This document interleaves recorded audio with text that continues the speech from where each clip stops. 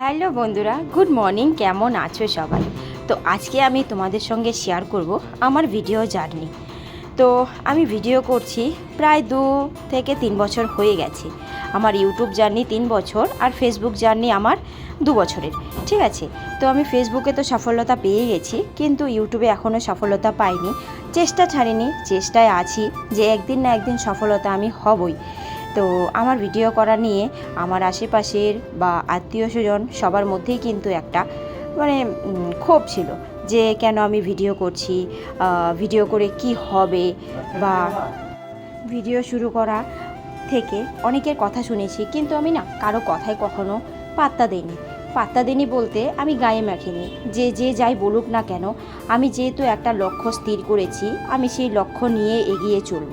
তো সেই এগিয়ে চলার পথে আমার 2 বছরের মাথায় ফেসবুক থেকে আমি সাফল্য পেয়েছি, ইনকাম করেছি, কিন্তু ইউটিউব জার্নিটা আমার এখনও চলছে।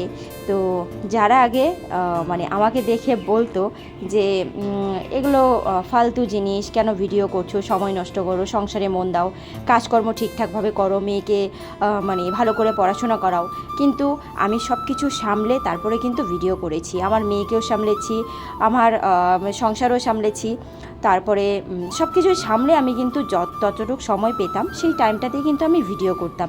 ঠিক আছে, কিন্তু সাফল্য পাওয়ার পর যারা আমাকে বলতো যে ভিডিও করা কিসের জন্য করছো, সময় নষ্ট হচ্ছে, এখন দেখছি আজকে এই সময় এসে দাঁড়িয়ে তারাই বড় বড় ইউটিউবার হয়ে গেছে, তার ভিডিও করছে।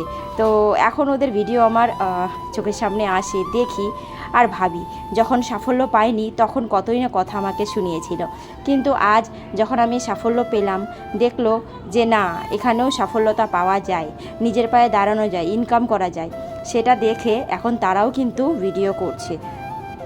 আমি তাদের উদ্দেশ্যে কিছু বলছি না, কিন্তু এটাই বলছি যে কেউ যখন কোনো কষ্ট করে বা পরিশ্রম করে কাজ করতে যায়, সেই কাজটাকে কখনোই ছোট করা উচিত নয়। যে যা কিছুই করুক না কেন, সব কাজই সমান। মনোযোগ দিয়ে আর পরিশ্রম করে কাজ করলে সফলতা একদিন নিশ্চিত পাওয়া যাবে, সে যে কোনো কাজই হোক। তাই আমি তো সাফল্য পেয়েছি, আর এখন তোমরাও ভিডিও করছো, সাফল্য পাও, আরও বড় হও, সেটাই আমি চাইবো, তাই না? তো চলো, অনেক কথাই তোমাদের সঙ্গে শেয়ার করলাম। এই কথাগুলি কখনো আমি শেয়ার করিনি, আশেপাশের লোকের অনেক কথাই আমি শুনেছি, কিন্তু নিজের মধ্যেই রেখেছিলাম।